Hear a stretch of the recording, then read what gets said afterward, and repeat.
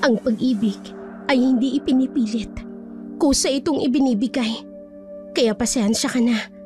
Mas marami pang babaeng magmamahal sa'yo. At hindi ako yun.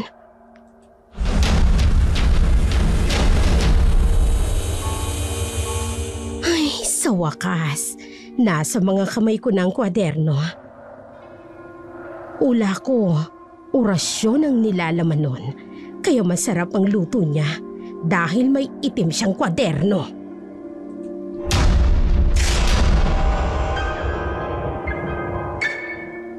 Sana mapatawad ka ng Diyos sa nagawa mo, Kuring. Maliit man ang kita ko. Pero ipinagmamalaki ko yun dahil galing yun sa dugot pawis ko. Higit sa lahat, galing sa malinis na paraan.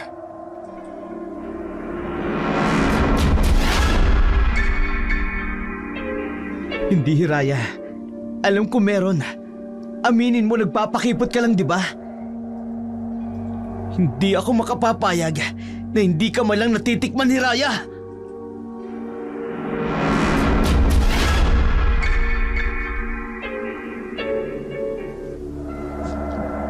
Dark Shadow, itago niyo na lamang po ako sa pangalang Mayari.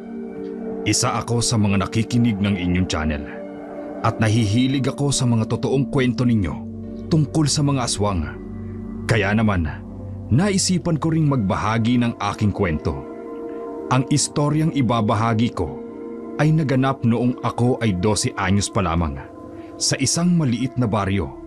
Nagsimula ang lahat. Kasama ko noon ang aking nakatatandang kapatid na si Hiraya.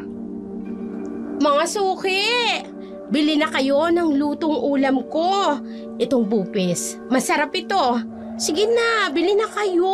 Doon kami kay Hiraya bibili. Mas masarap ang ulam doon. Uy, ito naman. Sabyo, mas masarap ang luto ko kaysa sa babaeng yun.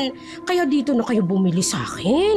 Mas masarap ang luto ni Hiraya. Kaya doon ako bibili ng sinigang. Walang iyang to. O sige, pumunta kayo roon. Doon sa babaeng ispasol na yon. Ay, nakakabuisit talaga.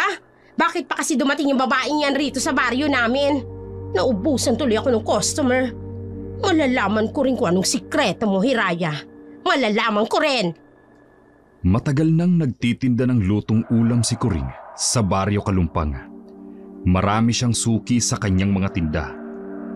Subalit, nang dumating ang isang dayuhang nagngangalang Hiraya, unti-unti nang nawalan ng mga customer si Kuring. Ayon sa kanyang mga dating suki, masarap daw magluto ang naturang magandang dalaga na labis namang ikinagalit ni Kuring. Ay naku, Gusting. Ubusin mo lahat ng ulam na tinda ko. Nababaliw ka na ba, Kuring? Gusto mo ba akong mamatay sa high blood? Ang dami-dami niyan. Puro pakarning baboy ang mga putahing niluto mo. Paano naman kasi? Kahit ipautang ko, ayaw ng mga suki natin dati. Mas gusto nilang kumain doon sa karinderya ni Hiraya. Mas masarap daw ang pagkain doon eh. Hindi naman natin pwedeng pagbawalan ng mga tao kung saan nila gustong kumain. Ang sabihin mo, may ginagawang kababalaghan niyang Hiraya na yan. Imposible namang mabaliw sa luto niyang mga tao dito sa baryo Kalumpang. Halos pareho lang naman ang putahing niluluto namin. Ay, wala tayong magagawa, Kuring. Gusto ng mga kabaryo natin ang luto niya. Hindi, Gusting. Gumawa ka ng paraan para malaman kung anong gayumang inilalagay ng babaeng yon sa mga luto niyang ulam. Hindi pwedeng ganito. Malulugi tayo, mawawalan tayo ng hanap buhay. Pambihira ka naman oh. Anong gusto mong gawin ko? Pasukin ko yung bahay niya. Nasisiraan ka na ba ng ulo, Kuring? Bahala ka kung anong diskarteng gagawin mo. Basta, Gusting, gawan mo ng paraan para malaman ko kung anong sikreto ng babaeng yon. Ay, nako. Ewan ko sa'yo, Kuring. Kahit kailan ang dumi ng utak mo. Sa negosyo kasi, hindi talaga maiiwasang magkaroon ng kompetisyon. Nagkataon lang na masarap talaga siyang magluto. Hindi. May sikreto talagang babaeng yon. At aalamin ko yung gusting. Aalamin ko at patutunayan ko yan sa'yo. Ay, bahala ka nga. Ang tigas ng ulo mo. Hindi nagpaawat si Kuring sa kanyang asawang si Gusting. Pinagpipilitan niyang may ginagawang kababalaghan ang dalagang si Hiraya. Kaya't nahuhumaling ang mga tao sa kanyang mga luto sa buong baryo. Isang araw, hindi nagbenta si Kuring ng lutong pagkain. Sa halip, palihim siyang tumalilis sa gilid ng karinderya ni Hiraya upang alamin kung ano nga ba ang sikreto ng dalaga. Hiraya, pagbilan mo nga ako ng sinikong. Ay, ako rin, Bopis! Tinuguan naman sa akin. Hiraya, yung tinola sa akin, isang order. Isa-isa lang po. Pasensya na. Mag-isa lang po ako ngayon. Baka naman maubusan kami eh. Hindi po kayo mauubusan. Marami po itong niluto ko. May pangiti-ngiti pa tong babaeng to. Ay, ito sa akin. Ay, naku. Ang sarap talaga Kung ng hindi ko luto. pa alam, Amoy baka kung anong gayumang inilagay niya sa mga niluto niya. Baka maubusan ako. Ayun, pumasok na siya sa kusina niya. Sisilip ako sa maliit na siwang. Ay, ito. Dito. Sisilip ako. Ang bango-bango ng mga luto niyo. Uy, totoo ba itong nakikita ko? May hawak siyang itim na kwaderno na parang may binabasa siya rito habang inilalagay na ang sangkap sa luto niya. Ay, sabi ko na nga ba, mangkukulam ang babaeng to. Kailangang malaman ito ng mga tao dito sa baryo namin. Nagmamadaling umalis si Kuring mula sa karinderya ni Hiraya at dali-daling umuwi sa kanilang bahay. Halatang balisa at may mabigat na naiisip. Kinabukasan, maaga siyang nagtungo sa tindahan ni Aurea, ang kilalang tsismosa sa kanilang baryo. Pagkarating niya ron, agad siyang lumingon sa paligid bago bumulong kay Aurea. Hoy, Aurea, may sasabihin ako sa'yo. O ano naman yung Kuring? Mukhang intense yung chismis mo ha. May pabulong-bulong ka pa sa tenga ko. Intense talaga, kaya nga makinig ka.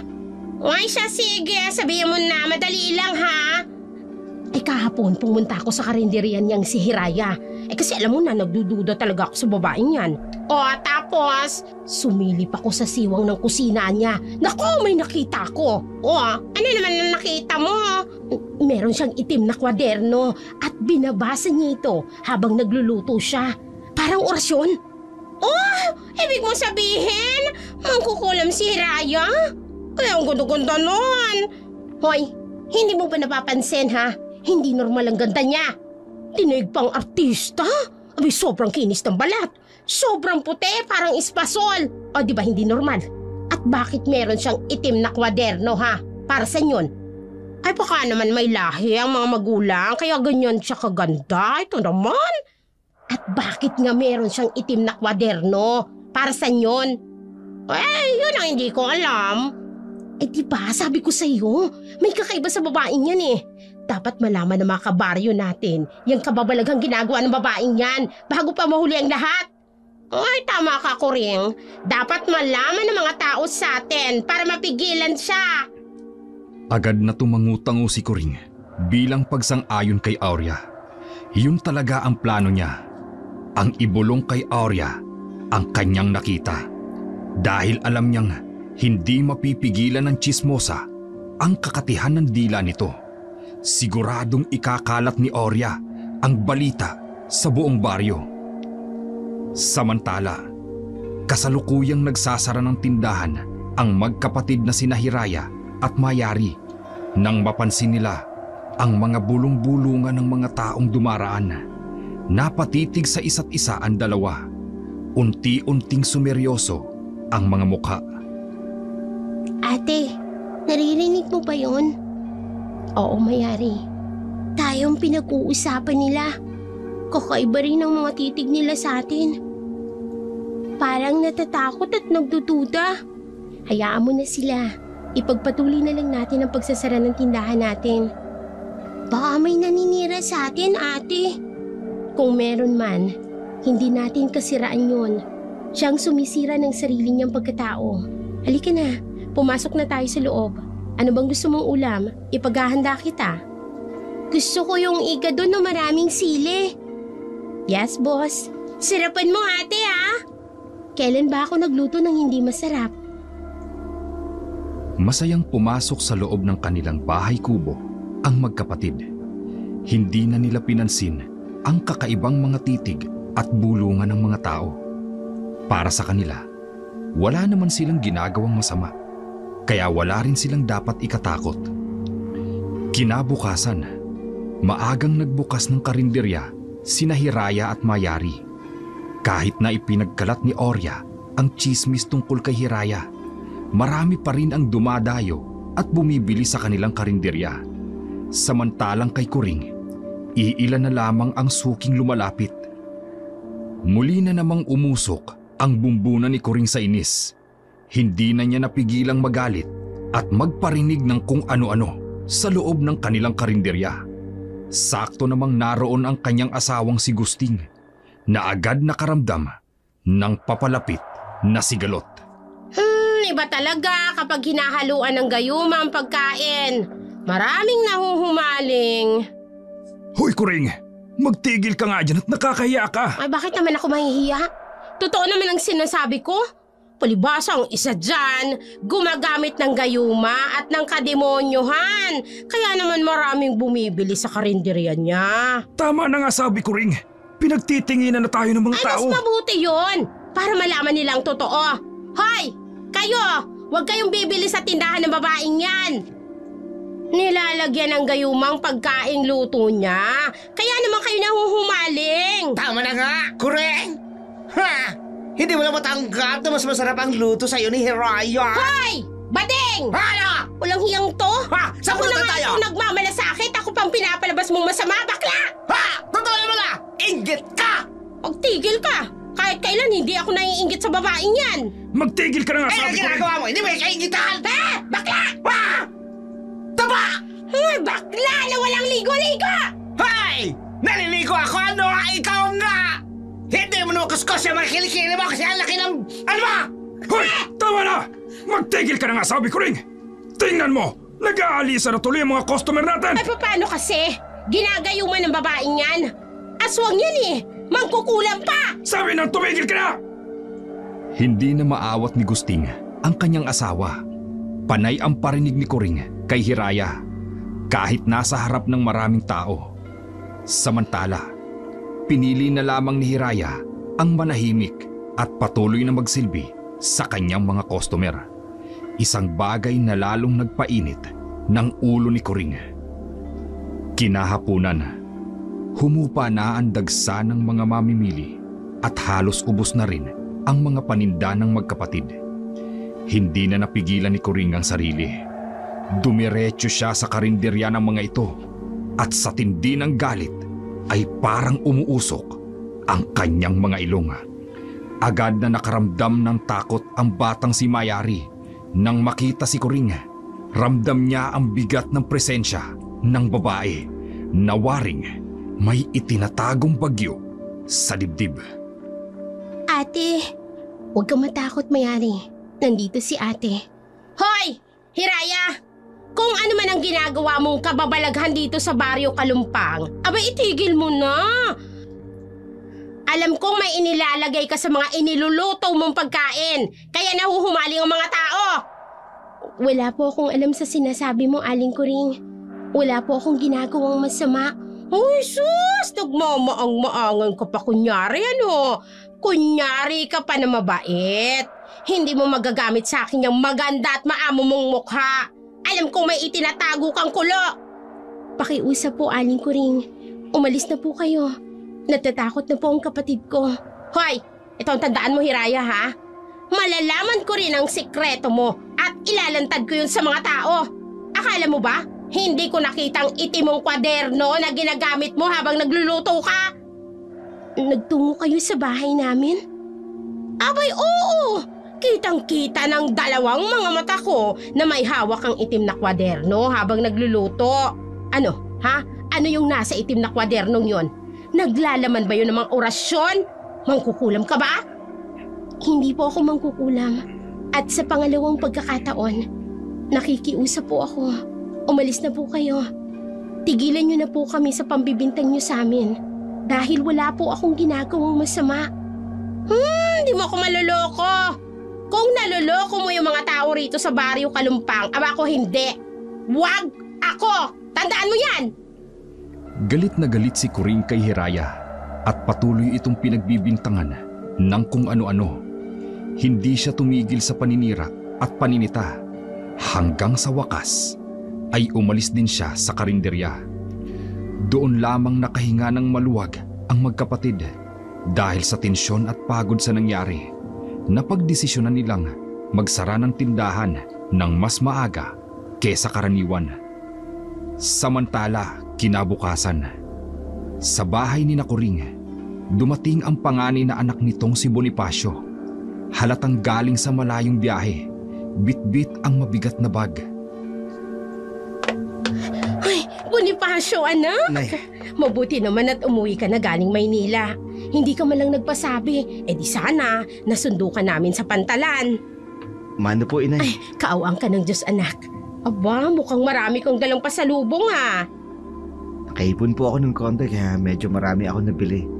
Si Itay ho, nasaan? Ay, nasa laot yun. Namamalakaya. Mamaya pang uwi noon, mga 5 ng hapon. Nako, makakatikim pala ako ng presko isda nito. Umay na po akong kumain ng yeladong isda sa Maynila. Abay, oo naman, anak. Ipagluluto din kita ng paborito mong ulam. Na sinaing na tulingan, na may halong taba ng baboy at maraming kamyas. Naku, miss na miss ko na po yan, inay. Teka, magpapahinga muna po ako. Pagod po kasi ako tsaka inaantok pa. Ay, sige anak. Magpahinga ka na muna. Mamaya tulungan mo ko sa karinderya, ha? Opo, tulog lang po ako saglit. Napangiti si Coring habang sinusundan ng tingin ang kanyang anak na si Bonifacio, na ngayon ay papasok na sa dati nitong silid. Hindi maikakaila ni Coring na matikas at gwapo ang kanyang anak. Marami ring kababaihan sa kanilang baryo ang nahuhumaling kay Bonifacio. Subalit, sadyang pihikan ito pagdating sa pagpili ng babae. Dahil dito, naisip ni Coring na baka makatulong kung isasama niya si Bonifacio sa pagtitinda sa karinderya. Baka sakaling makahatak sila ng mas maraming customer gamit ang gandang lalaki ng kanyang anak. Grabe ang ugali ni Aling Coring, ate. Kung ano-anong masasamang salita ang sinabi niya sa atin. Hayaan mo na. Kung papatulan pa natin, baka mas lalo lang lumaki ang gulo. Akala ko pa naman, kapag lumipat na tayo rito, magiging tahimik na tayo. Hindi pa rin pala. Kaya nga hanggat maaari, wag na lang natin pansinin si Aling Coring. Pero pinag-iinitan niya tayo, ate. Galit siya sa atin dahil maraming bumibili tsaka mga suking niya yun dati. Hindi naman natin mapipilit ang mga tao kung saan nila gustong bumili. Ate, paano yun? Alam niya na yung tungkol sa itim na kwaderno. Huwag kang mag-alala, Mayari. Ako nang bahala doon. Matapos mag-usap ng magkapatid, sinimulan na nilang ilabas ang kanilang mga paninda. Samantala, sa kabilang tindahan, abot hanggang tenga ang ngiti ni Coring. Halatang masaya, lalo na nang lumabas ang kanyang gwapong anak na si Bonifacio. Mas lalong tumingkad ang karisma nito dahil sa kanyang morenong balat at matikas na pangangatawan. Kaagad nagsilapitan ang mga kababaihang dati pa ay may paghanga kay Bonifacio. Tuwang-tuwa si Coring, lalo na nang mapansin niyang ang mga ito'y nagsimulang bumili ng kanilang mga lutong ulam. Ito na nga bang sinasabi ko? Ang anak ko lang palang katapat ng ganda ni Hiraya. Tingnan natin ngayon kung sino ang unang makakaubos ng paninda. Nay! Oh, Bonifacio anak, bakit? Ngayon ko lang napansin may karinderya din pala dito sa tapat natin. Oo, bago lang mga yan. Sino po ba may-ari? Bata lang kasi yung nakikita ko nagbabantay. Si Hiraya. Oy, meron kang lalapit sa babaeng yun. Mangkukulam yun. Ho? Nay, wala namang mangkukulam sa panahon ngayon. Wala nang ganyan sa syudad. Maniwala ka sa akin. Nahuhumaling ang mga tao sa luto niyang pagkain. At nakita yun mismo ng dalawang mga mata ko. Meron siyang itim na kwaderno, anak. Ginagamit niya tuwing nagluluto siya. Nako Nay, baka naman po recipe book niya lang yun. Sa tingin mo, anak? Hindi imposible. Baka doon niya sinusulat yung mga recipe niya para hindi niya makalimutan. O pwede namang minana niya sa kung kanino.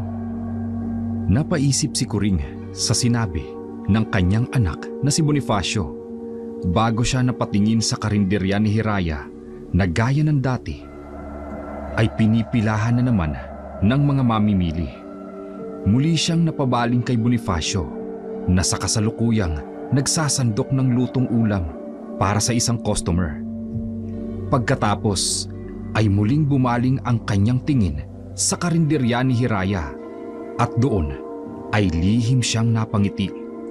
Isang plano ang unti-unting namumuo sa kanyang isipan. Isang plano na sa tingin niya ay maaaring maging susi upang tuluyang mapabagsak ang dalagang si Hiraya. Ate, alam mo kanina, may nakita akong lalaki sa tindahan ni Aling Kuring. Si Manggusting? Hindi po. Binata, kaedad mo yata yun. Baka naman anak niya mayari. Siguro nga, mukhang mabait ate.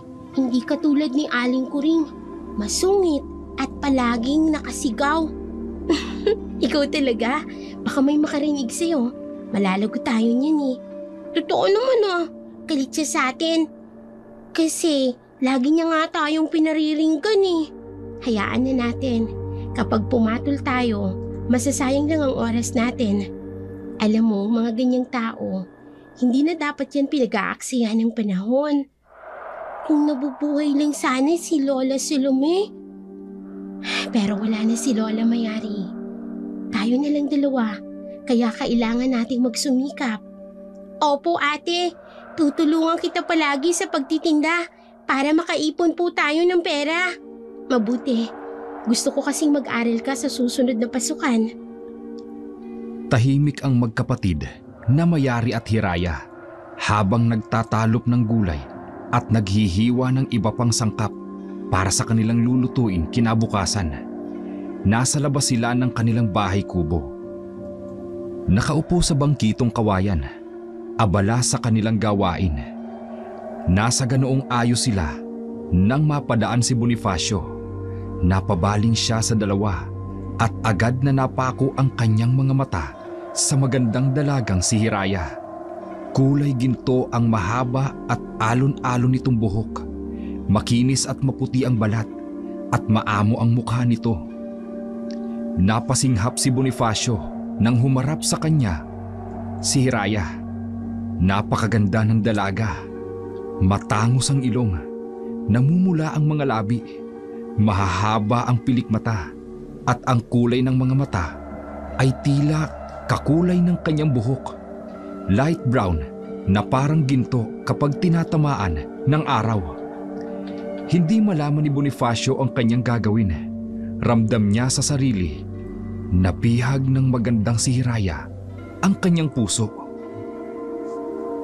Nay, hindi niyo man lang po nababanggit sa akin na may napakagandang babae palang nakatira dyan sa tapat natin. Nakita mo na pala si Hiraya. Hiraya po yung pangalan niya? Oo. Yung batang nakita mo, kapatid niya yun, si Mayari. Nay, napakaganda niya. Para siyang diwata. Daig pa niya ang ganda ni Liza Soberano. Ay, sus mi naman ang OA mo, Bonifacio. Para ka ring ama mo. Gandang-ganda sa mangkukulam na yun. Nay, sa ganda niyang yun makukulam. Ay, teka nga. Hindi ka naman ganyan sa mga babae nagkakagusto sa'yo. Huwag mong sabihin, nagugustuhan mo na rin ang Hirayang yan. Wala naman sigurong masama, hindi ba? Wala naman siguro siyang kasintahan. Mukhang wala naman akong nakikita. Kung ganun, pwede akong umakyat sa kanya ng ligaw, Nay. Bahala ka. Kung gusto mo, di wala naman akong magagawa. Susubukan ko maligaw sa kanya, Nay. Sisiguraduhin ko, mapapasagot ko siya. Lihim na napangiti si Coring nang marinig ang determinasyon ng kanyang anak na si Bonifacio na ligawan si Hiraya. Bahagi talaga iyon ng kanyang plano at mataas ang kumpiyansa niya na magiging epektibo ito. Alam niyang hindi matatanggihan ng sinuman ang gandang lalaki ng kanyang anak. Sigurado siyang magugustuhan din ito ni Hiraya, katulad ng pagkagusto ni Bonifacio sa dalaga. Kinaumagahan, maagang pumunta si Bonifacio sa harap ng karinderya ng magkapatid. Gaya ng nakasanayan, si Mayari ang nagbabantay. Kagad niyang nilapitan ang bata at sinadyang kunin ang atensyon nito. Ngumiti si Bonifacio at magiliw na kinausap si Mayari na tila nagulat pa sa paglapit niya. Bibili ka po ba ng pagkain? Oo, gusto ko lang subukan tong luto ninyong adobo. Pwede mo ba akong pagbilan ng isang order? Sige po, sandali lang Iti-take out niyo po ba? Hindi. Dito na ako kakain. Sige po. Nasaan nga pala ang kapatid mo? Bakit mo po hinahanap ang ate ko? Kasi... Mayari, heto na yung bagong lutong kare-kare. Ate, hinahanap ka niya. Ha? Hi. Good morning. Kilala ba kita? Hindi pero... Pasensya na, busy ako. Ako si Bonifacio. Anak ako ni Coring at ni Gusting. Yang karinderya dyan sa tapat ninyo? Ako si Hiraya. Kapatid ko naman si Mayari. Nakita ko kasi kayo kahapon Nakita mo rin ba ako, di ba? Nahiya lang kasi akong lumapit kasi may ginagawa kayo. Oo, natatandaan ko. Kakain ka dito sa karinderya namin. Sana magustuhan mo ang mga luto naming pagkain. Sige, kailangan ko magluto. Para may pang-refill ako mamaya. May iwan na kita.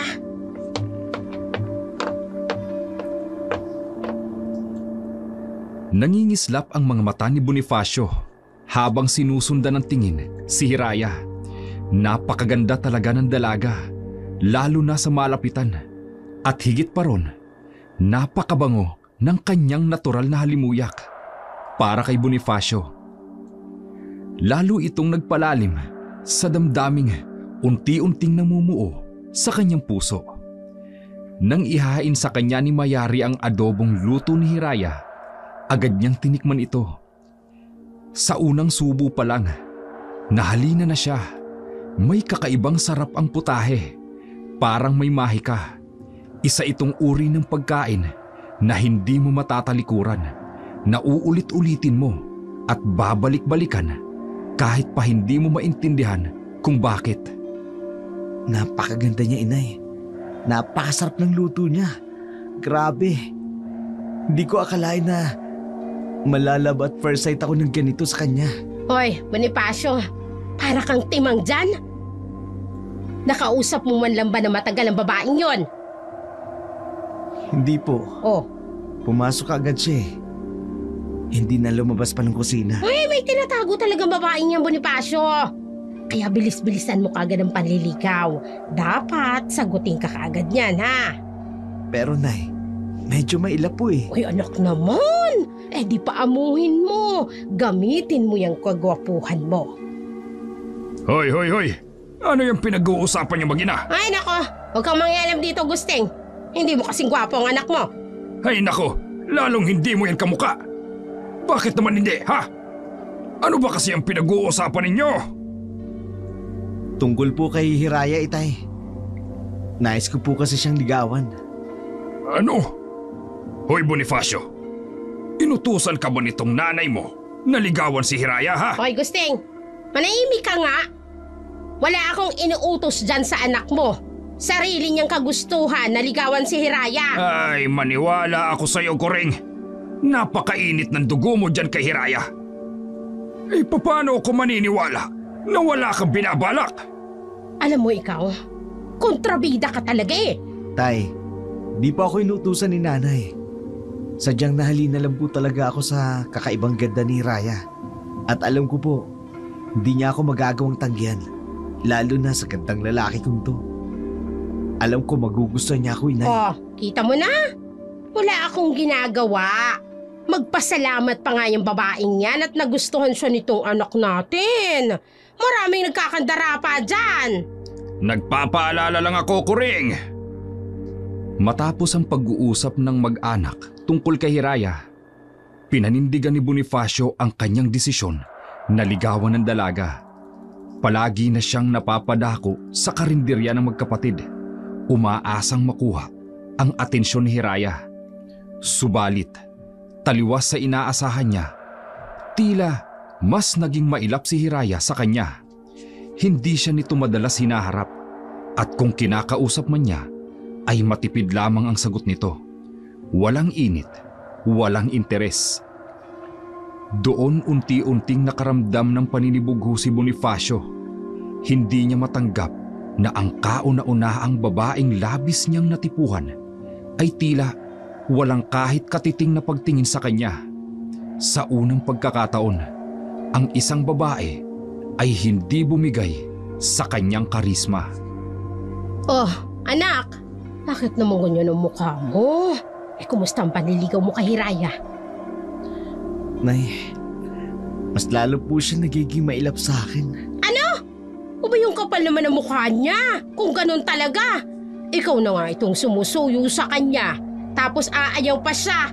Hindi niya ba alam kung gaano siya kaswerte sa'yo? Nay, sinubukan ko na po lahat ng alam kong panliligaw pero hindi talaga bumibigay. Ay hindi, huwag kang pumayag. Dapat maging kasintahan mo yung si Hiraya. Pero Nay, akala ko ba hindi mo siya gusto? Narinig ko sinabi ni tatay nung nakarang araw. Anak, kahit naman hindi ko gusto yung si Hiraya, kung talagang gusto mo siya, ay wala naman akong magagawa. Mapapaibig ko din siya, inay. Yan, ganyan. Tiwala ako sa'yo. Kapag napaibig mo na siya, nak, may pabor akong hihilingin sa'yo. Ano ho yun, inay? Nakawin mong itim na kwaderno ni Hiraya. Ano ho? Pero bakit? Naisip ko kasi anak, baka tama ka. Baka may sikretong sangkap na nakatago sa kwadernong yon at kapag nakuha mo yon, di magiging atin na yun. Paano kung magalit sa akin si Anak Raya? naman, kapag naging kasintahan mo na siya, di magiging parte na rin siya ng pamilya natin. Oh, ano pang karapatan niyang magalit? Sinusulsulan ni Coring ang kanyang anak na si Bonifacio na nakawin ang itim na kwaderno ni Hiraya. Ayon sa kanya, maaaring ito ang dahilan ng tagumpay ng dalaga sa pagluluto. Ngunit hindi malaman ni Bonifacio kung susundin ba niya ang kanyang ina. Hirap na nga siyang paamuhin si Hiraya. Lalo pa ngayon, tila lalo itong umiiwas sa kanya. Samantala, unti-unti nang nakakaramdam ng inis ang magkapatid na Hiraya at Mayari dahil sa pagiging makulit ni Bonifacio. Sa bawat araw na dumaraan, mas lalo nilang nararamdaman ang presensya nitong tila hindi marunong umatras. Hiraya, tulungan na kita. Bonifacio, hindi na. Ayos lang ako. Kaya ko na to. Hiraya naman. Umuwi ka na sa inyo. Marami pa akong gagawin eh. Hiraya, nakukulitan ka ba sa akin? Pasensya na ha. Gusto ko lang naman kasing pagbigyan mo ko. Pasensya ka na rin. Pero busy talaga ako eh. Hindi ko pwedeng iwang mag-isa si Mayari sa tindahan.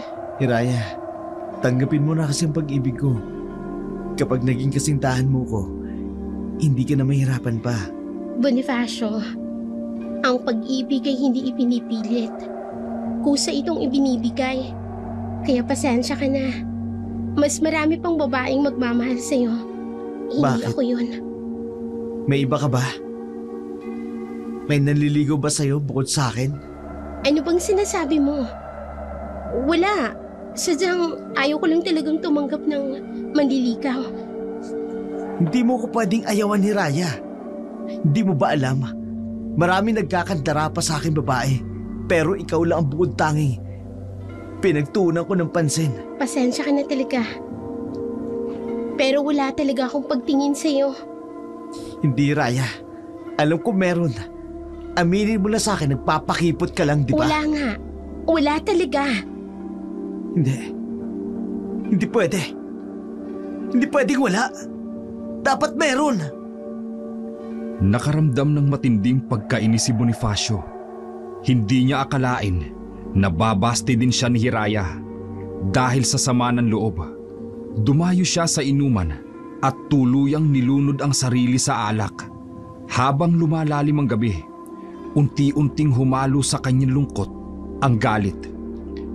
Si Hiraya, ang kauna-unahang babaeng umayaw sa kanya, at tila naging insulto yon sa kanyang pagkalalaki.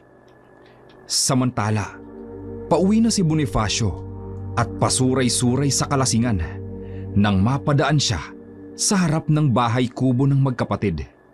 Napahinto siya nang makita si Hiraya sa labas. Nakayuko habang nagsisiga ng apoy.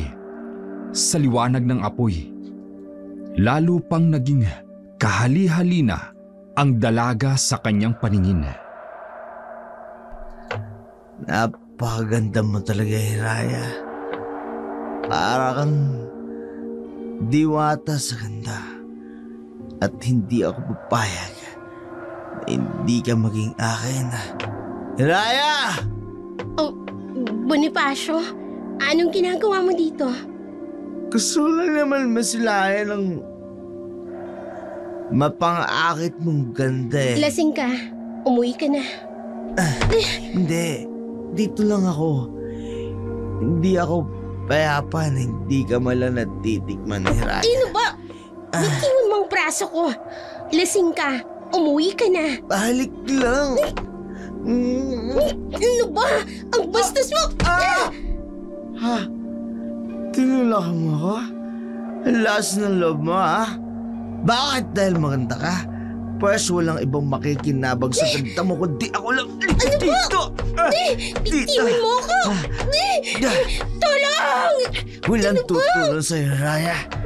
Ang bahay lang namin ang pinakamalapit sa bahay mo at walang Masabi ako makamagulang eh. kaya walang makatutulong sa'yo. Bitiwan mo ako! Ano ba? Okay ka lang, Hiraya. Okay ka lang. Bonifacio! Ang ganda mo. Hindi ako papayag na mapuntong sa ibo. Bitiwan mo ako, bastos ka! Kailangat mo ang labi ko. Walang hiya ka. Bitiwan mo ang ate ko! Aray ko. May mampas na matigas na bagay sa ulo ko. Nagdindil ang mga palagin ko. Mayari, pinalo mo siya sa ulo ng kahoy. Nawalan siya ng malay. Ate, tumutugo ang ulo niya. Tingin mo, patay na siya? Hindi ko alam. Halika, pumasok na tayo sa loob. Bilisan mo na. Opo, ate. Ang bastos niya. Pinagtangka ang kanyang gahasain. Katulad din siya ng ibang mga lalaki, Mayari. Wala siyang pinagkaiba sa kanila. Matapos ang masalimuot na tagpong iyon, iniwan ng magkapatid ang walang malay na si Bonifacio at kaagad silang pumasok sa kanilang bahay kubo. Kinabukasan, nagising na lamang si Bonifacio na napapalibutan ng mga tao. Lahat ay nagkakagulo at tila hindi alam ang gagawin. Agad na sumaklolo ang kanyang ina at nang makita ang kalagayan ng anak, naging hysterical ito sa sobrang pag-aalala. Nagtanong ang mga tao kung anong nangyari, ngunit hindi kaagad nakapagsalita si Bonifacio. Sa halip, nanatili siyang tahimik, tila binabalikan sa isip ang mga pangyayari ng gabing yun. Anak, ano ba nangyari? Bakit nasa bakuran ka ng magkapatid ngayon? May dugo ka pa sa ulo mo. Ano? Nay, kasi... Kasi ano? Magsalita ka! Ang naalala ko, uminom ako kagabi tapos pauwi na ako tapos nakita ko si Raya sa labas ng nagsisiga. Nawala na ako ng kontrol sa sarili ko na eh. Pinagtangkang ko siyang gasahin eh. Tapos pinalo ako ng kahoy sa ulo ni Mayari. Kaya nawalan ako ng malay. Ano? Nay, paano kung magreklamo sila kay Kapitan? Ay, hindi anak. Uunahan natin sila. Hindi pwedeng mabahira ng pangalan mo at ang pamilya natin. Kung may dapat mang lumabas na masama rito, yung magkapatid na yon. Aba, magrereklamo tayo. Ano pong gagawin natin, Inay? Ako nang bahala. Huwag kang mag-alala. Ipaubaya mo sa akin. Kaagad na kumilos si Kuring. Agad siyang lumapit sa kumpulan ng mga tsismosa at doon ay nag-iiyak na parang isang kaawa-awang ina. Kunwari labis na nag-aalala sa kalagayan ng kanyang anak. Anong sinabi mo, Kuring? Hinampas sa ulo ni Hiraya si Bonifacio? Hinampas niya sa ulo ang anak ko dahil hindi siya gusto ni Bonifacio. Nagalit siya kaya yun. Sinaktan niya ang kawawa kong anak. Grabe naman pala ang gali ni Raya. Kawawa naman si Bonifacio. Mabuti na nga lang, hindi napuruan ang anak ko dahil kung hindi. Hoy, dakoy, tahanan ko rin. Dapat managot ang desperadang yan sa ginawa niya kay Bonifacio.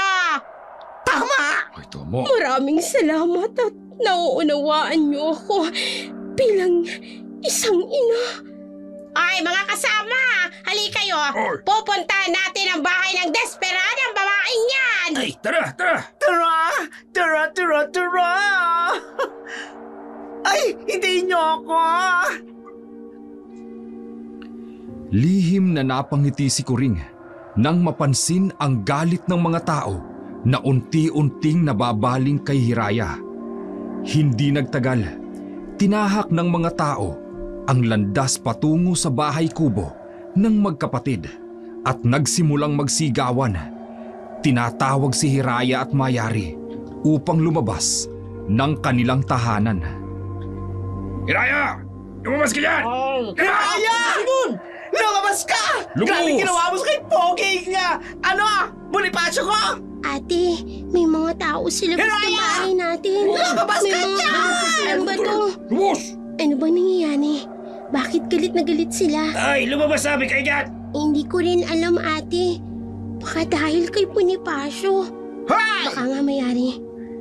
Lumabas ka dyan, desperada! Muntik mo lang mamatay si Bonifacio! Ay, labas! Hindi ka pa marunong tumanggap ng katotohanan na ayos sa'yo ng tao! Lumabas ka dyan! May pagpapatuloy namin ang bahay niyo! Warapin mo kami! Pinaliktad ni Bonifacio ang kwento. Ako ang pinalabas ng nagkakandarapa sa kanya. Sabi ng labas! Mga kasama! Batuhin ang bahay! Buti pa nga, paulanin ng batuhan! Batuhin! Batuhin natin! Paulanin ng batuhan! Batuhin! Huwag kayong tumingin! Tapos kayo, pinapatuloy nila ang bahay natin! Bilisan nyo! Batuhin lang ng batuhin! Kahit anong mangyari, hindi tayo lalabas mayari. Mga kasama! Paulanin niyo pa! Batuhin! Yes! Batuhin dyan yung batuhin! Bilisan nyo! Ate, Huwag kayong natatakot ako. tumigil! Magkukulang! Huwag kayong tumigil! Lubayan niyo kami! Wala akong ginagawang masama kay Bonifacio! Pinagtangkaan niya akong gahasain! Pinagtanggol ko lang ang sarili ko! Doko! Sinungaling na babae! Ang kapal naman ng mukha mo! At sino ka naman para magkandarapa sa iyong anak ko? Mga kabaryo! Alam niyo ba ha? Mangkukulam ang babaeng yan kaya masarap ang luto niya. Dahil may itim na kwaderno at sa hula ko, orasyon ang nilalaman nun. Uy, tama! Magkukulang! Ay, kaya Dapat nga! palayasin niyo dito sa Dapat baryo palayasin natin! natin sa baryo Kaya naman pala natin! sarap-sarap ng luto! Magkukulang pala! Kaya sige, palayasin natin ang babae yan dito sa baryo natin. Dahil salot yung magkapatid na yan! Ate, anong gagawin natin? Nilalaso ni Aling ko rin ang utak ng mga tao. Ate, ang itim na kwaderno. Nasa akin na mayari. Kapag nagpumilit sila, wala tayong magagawa, kundi ang umalis at tumakas. Pero ate, saan tayo pupunta? Mga solo! Hoy! Ang kapatid na to, lumabas kayo dyan! Hoy! Ano ba? Ay, ang mabuti pa, sunugin natin ang bahay! Tama! Sunugin ba? Sunugin na yan! Ate, sa likod bahay tayo dadaan. Halika na! Ayan! Ganda nga! Sunugin mo! Ate, ang bahay natin, unti-unti nang nasusunog. Halika na, mayari. Sa likod bahay tayo dadaan. Halika na! Tayo na! Sunog sila! Opo, ate! Mamatay kayo dyan! Mamatay kayo!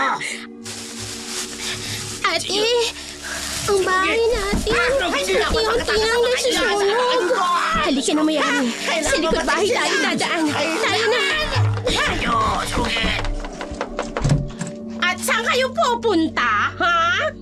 Napatigil ang magkapatid nang tumambad sa kanila si Kuring na may hawak na matalim na itak. Nasa likod bahay sila ng tahanan ng magkapatid at abala ang mga tao sa pagtatapon ng gas sa bahay kubo upang tuluyan na itong tupukin ng apoy. Kaagad na hinablot ni Kuring si Mayari at ikinasigaw nito. Itinutok ni Kuring ang itak sa leeg ng bata. Hindi kaagad nakakilos si Hiraya. Bitiwan mo ang kapatid ko! Ate! Bibitawan kong kapatid mo, Hiraya, kapag ibinigay mo sa akin ang itim na kwaderno. Ate! Aling Kuning, hindi ko akalain na aabot ka sa ganito. Ibigay mo sa akin ang kapatid ko! Buhay ng kapatid mo o ang kwaderno, Hiraya? Ibigay mo na sa akin. Alam kong yan ang sikreto mo, kaya masarap ang mga luto mo.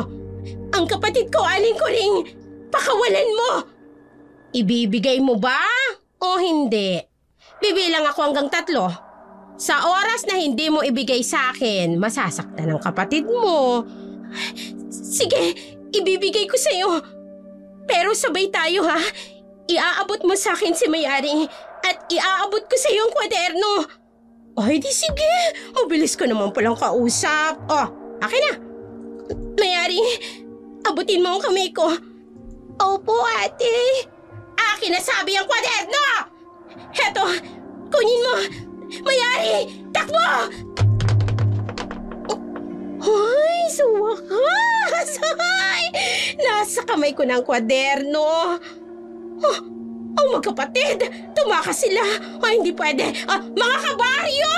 Ang dalawang salo at naririto tumatakas! Habulin natin! Mga kasama! Dito! Bilisan niyo! Nandito Dito! Tayo!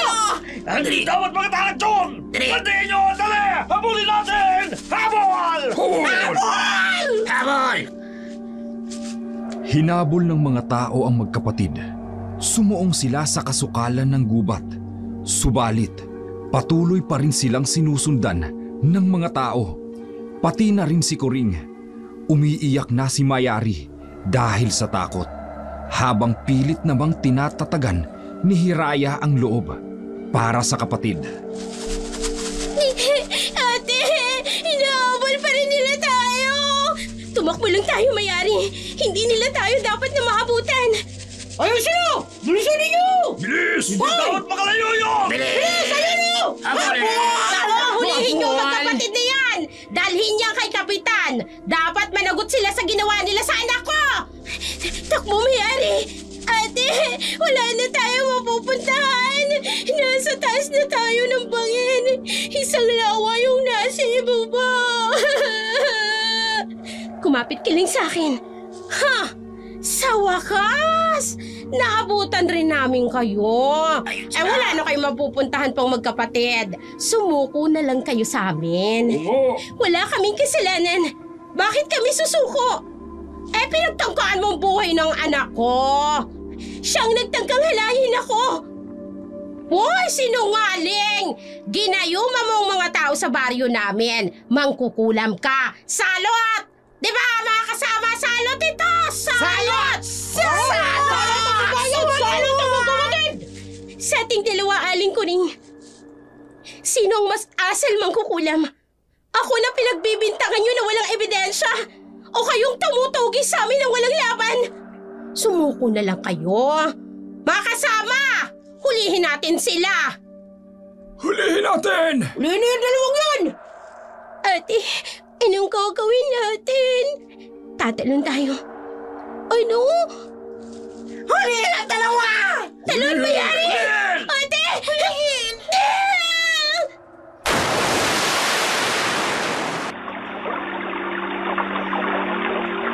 Ha!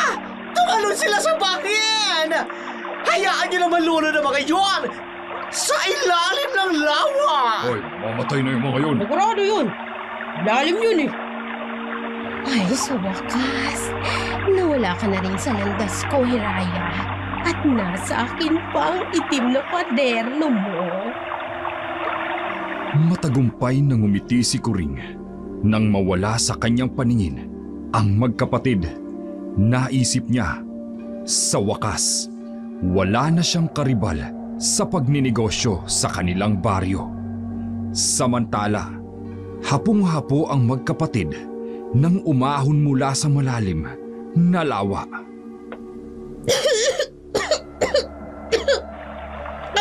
Ate! Diyos ko, mabuti naman at ligtas ka, Mayani. Ate, saan na tayo ngayon pupunta? Ang kodernong itim na kuhanan ni Aling Kuring. Huwag mo nang alalahanin yun, Mayani. Ate ng kwadernong yun, alam kong babalik yun sa atin. Ang mahalaga ngayon, ligtas na tayong pareho. Pero nasa na tayo? Sa bundok, katulad ng dati. Mas mabuti na rin siguro na lumayo na lang tayo sa mga tao, ate. Oo, Mayani. Tama ka. Sa mga oras na yun, nag-uumapaw sa puot ang puso ng magkapatid dahil sa kanilang sinapit sa kamay ng mga taga-baryo Kalumpang. Samantala, masayang-masaya si Kuring nang makauwi sa kanilang bahay. Agad naman itong napansin ni Gusting. Kuring, wala ka na ba talagang puso? Bakit mo naman ginawa yun sa magkapatid? Oy, bakit? Parang kumakampi ka pa sa mangkukulam na yon. Oy, Gusting, muntik nang mamatay ang anak mo dahil doon kay Hiraya. Dahil ginawa niya ng masama, pinagtanggol lamang ni Hiraya ang sarili niya. Talagang kumakampi ka sa kanila? Tingnan mo nga yung sinapit ng anak mo. May sugat sa ulo. Mabuti na lang buhay pa. Hindi sapat yan upang sunugin at ipagtabuyan mo sa baryo ang magkapatid. Gamit ang kasinungalingan mo. Nako, mabuti na rin yun. Para mawala ang salot dito sa baryo natin. Sila ba talaga ang salot, Kuring? O anong ibig mo sabihin? Hindi na kita kilala, Kuring. Masyado ka ng binulag ng inggit kung ano-ano ng kasamaan ang ginagawa mo. Hoy! Saan ka pupunta? Gusting! Magpapalaot! Mas mabuti doon! Ba't walang Tahimik! iyak to? Hoy! Bumalik ka rito! Gusting! Kahit anong tawag ni Kuring, hindi na muling bumalik ang kanyang asawa. Kaya't hinayaan na lamang niya ito. Sa araw ding iyon, binuksan niya ang itim na kwaderno at laking gulat niya nang matuklasang isa pala itong recipe book.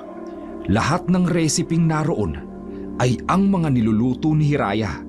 Sa sobrang excitement, kaagad siyang nagluto at sinunod ang lahat ng nasa kwaderno. Sa isip niya, ito na ang magiging daan upang umasenso sila sa buhay. Naku, Kuring! Napakasarap ng luto mo. Kasing sarap ng luto ni Hiraya. Ay, nako, mas masarap pa sa kanya ang luto ko, ano?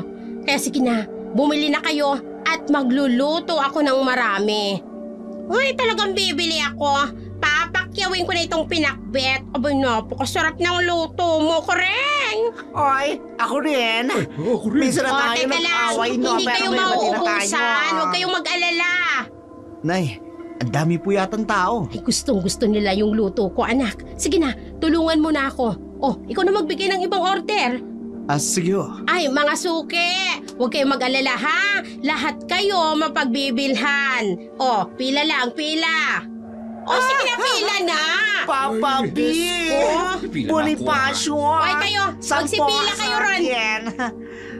Dumagsa ang mga mamimili sa karinderya ni Kuring. Kagaya ng isang mabangong halimuyak, mabilis na kumalat ang balita sa buong baryo. Kaya naman, araw-araw ay tiba-tiba si Kuring sa kanyang benta. Halos walang humpay ang pagbili ng mga tao ng kanyang lutong pagkain.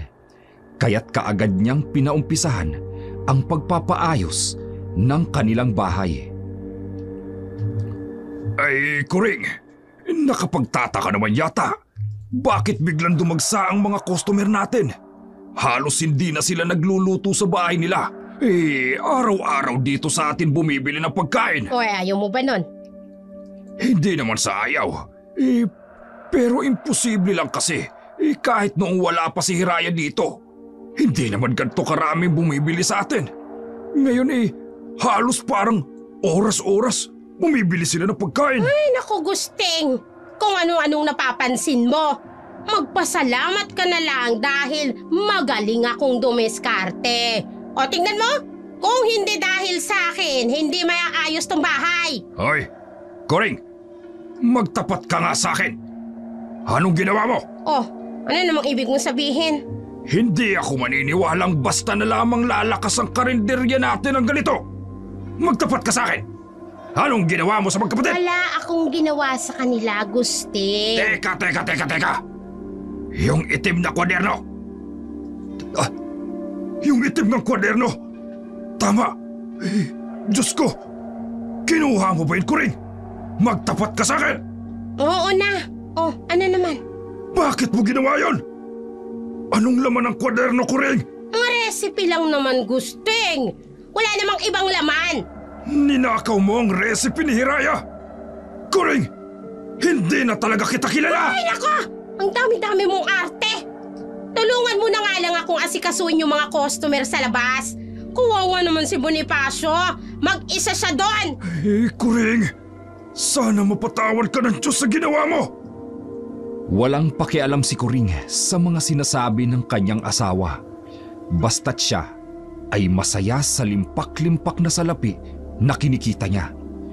Lumipas pa ang mga araw at mas lalo pang naging maugong ang kanyang pangalan. Ngayon, hindi na lamang mga taga-baryo Kalumpang ang dumadayo sa kanyang karinderya, kundi pati na rin ang mga taga-Karatig baryo. Kaya naman, naisipan ni Kuring na kumuha ng makakatuwang sa kusina dahil hindi na niya kinakaya ang dami ng mga customer. Ngunit isang pangyayari ang hindi inaasahan ni Kuring. Isang umaga, habang abala siya sa pagbibilang ng pera, pumasok ang isang galit na matandang lalaki. Kuring! Mr. Guban, ay bakit po? Anong bakit ano? Anong nangyari sa in-order kong pagkain? At sama ng lasa! Sumama pa yung amin dyan sa mga bisita ko, pati bisita ko nagsuka. At isinugod sa ospital ang apo ko. Akala ko ba, masarap ka magluto? Mr. Guban, hindi ako nagluto ng pagkain na in-order mo. Yung isa, yung cook. Kahit na. Kahit hindi ikaw ang nagluto, ikaw pa rin yung may-ari at responsibilidad mo lahat. Kapag hindi mo binayaran lahat ng damages, Kuring, irereklamo ko itong kainan mo. At sisiguraduhin kong maipapasara ito at hindi ka na muling mabibigyan ng permit. Mr. Guban, wag naman. Babayaran ko po lahat ng damage. Wag mo na lang akong ireklamo. Pagkaalis ng matandang customer, galit na nagtungo si Kuring sa kusina at pinagalitan ang kanyang mga cook. Hindi niya ibinibigay sa kanila ang mga recipe. Siya mismo ang naghahanda ng lahat bago ito ipinaluluto. Ngunit tila ba may mahika ang kanyang pagluluto dahil kapag hindi siya ang nagluluto, Palaging may kamalasang nangyayari. Kaya kahit pagod na siya, siya pa rin ang gumagawa ng halos lahat sa kusina. Ay, pagod na ako. Paanong hindi ka mapapagod? Pinalis mo ang lahat ng ating cook. Hoy, paano? Kung hindi ako mismong nagluluto, kung ano-anong kamalasan ang nangyayari. Nakita mo bang nangyari nung nakaraan? Aba, na-food poison yung mga tao. Ang laki ng lugi natin, Gusting, dahil babayaran ko lahat ng naapektuhan. Nakapagtataka lang. Bakit kapag ikaw ang nagluluto, sarap na sarap ang mga tao? Pero kapag iba ang humahawak at nagluluto sa kusina, nagkakaroon ng abirya. Aba, hindi ko alam. Hindi na muna siguro ako magluluto bukas. Pagod na ako. Kulang na rin ako sa tulog. Mabuti pa nga. Mag-day off muna tayo. Kahit na nanghihinayang ako sa pera, aba, ayoko namang patayin ang sarili ko. Tulad ng sinabi ni Coring, hindi siya nagbenta kinaumagahan. Nasa kalagitnaan siya ng masarap na pagtulog nang bigla siyang makarinig ng kaguluhan sa labas ng kanilang bahay. Agad siyang bumangon at lumabas upang tingnan kung anong nangyayari.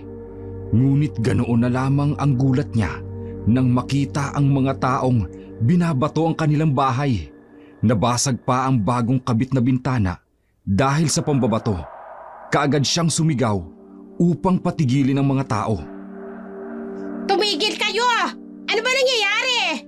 Bakit niyo binabato ang bahay? Ang mahal-mahal ng gastos namin dito, tapos babatuhin niyo lang? Nay, nagalit sila ng malamang. Hindi ka na magluluto ngayon, kaya pinagbabato nila ang bahay natin. Kung hindi ka magluluto, Coring, hindi na namin titigilan ang pagbabato sa bahay mo! Hoy, talagang tinakot niyo pa ako, ha? Hoy, magsitigil kayo! Kung hindi, papabarangay ko kayo! Ano ba? Magsitigil, sabi kayo! Batin! Batin na natin! Hindi po talaga sila nakikinig. Magluto na lang kayo para tumigil na sila. Ay, Diyos ko, ano ba itong nangyayari? Hindi naman sila dating ganito! Ay! Ano ba? Magsitigil kayo! Hoy! Sa takot ni Coring, natuluyang sirain ng mga tao ang kanilang bahay. Kahit na pagod na siya, nagluto pa rin siya ng mga putahing karaniwan niyang itinitinda sa kanilang karinderya. Tulong-tulong silang mag-anak sa pagluluto. Wala na siyang pakialam kung malaman man ng kanyang asawa't anak ang mga recipe na galing sa itim na kwaderno. Si Bonifacio ang katulong niya sa kusina, habang si Gusting naman ang nag-aasikaso sa tindahan. Buong maghapon, yun lang ang ginawa nila. Kaya naman, pagdating ng gabi, para na silang mga lantang gulay, pagod at gutom na gutom dahil wala na silang oras para huminto at kumain. Nay, para na akong hihimatayin sa pagod at gutom.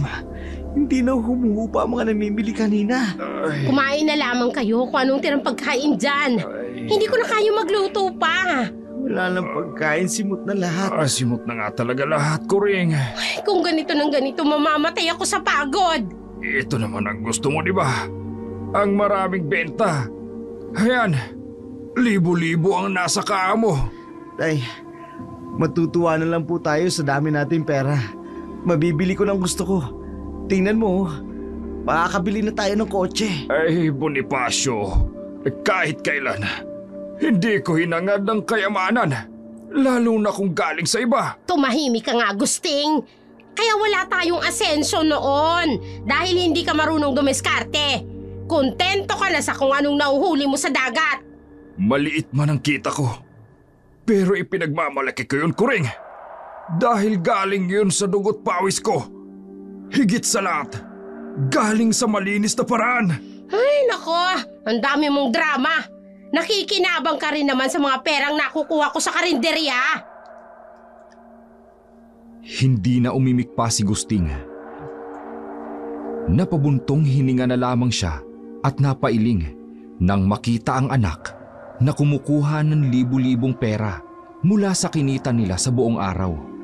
Kahit anong sabihin niya, hindi siya pinakikinggan ng kanyang asawa't anak. Napalingon na lamang siya sa bintana ng kanilang bahay at doon niya napansin ang buwan. Naalala niyang malapit na pala ang kabilugan nito. Ipagpatawad mo, minahal kita agad. Ipagpatawad mo. Ay, may sampay ko na nga itong mga panty ko dito sa labas ng bahay. Mabuti na lang maliwanag ang buwan kahit hindi pa kabilugan. Ano yun? Bakit parang may naririnig akong kaluskos mula sa bubong namin? Ay, Diyos ko naman, kung kailan mag-isa lang ako.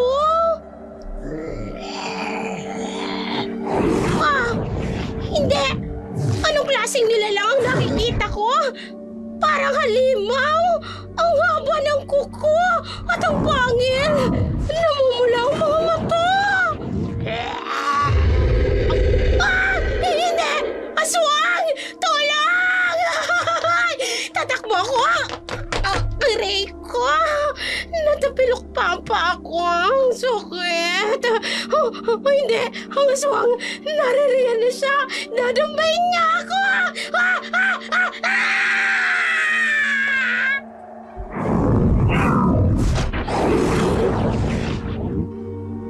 Walang nakarinig sa mga sigaw ni Aurea.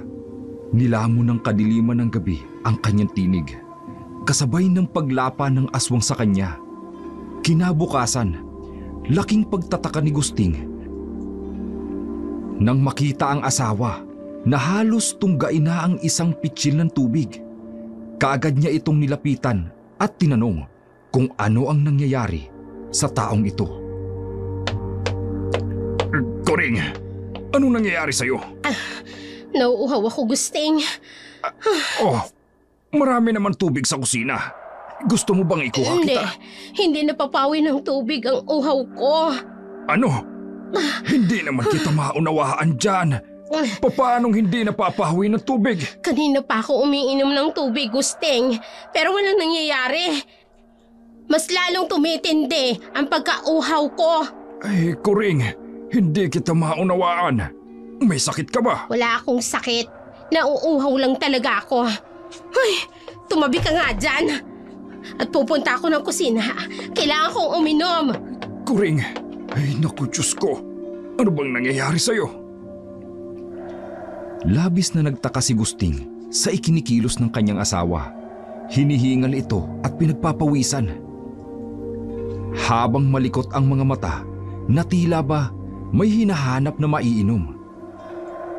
Sinundan niya ito papunta sa kusina at nang hilakbot siya, sa kanyang nakita.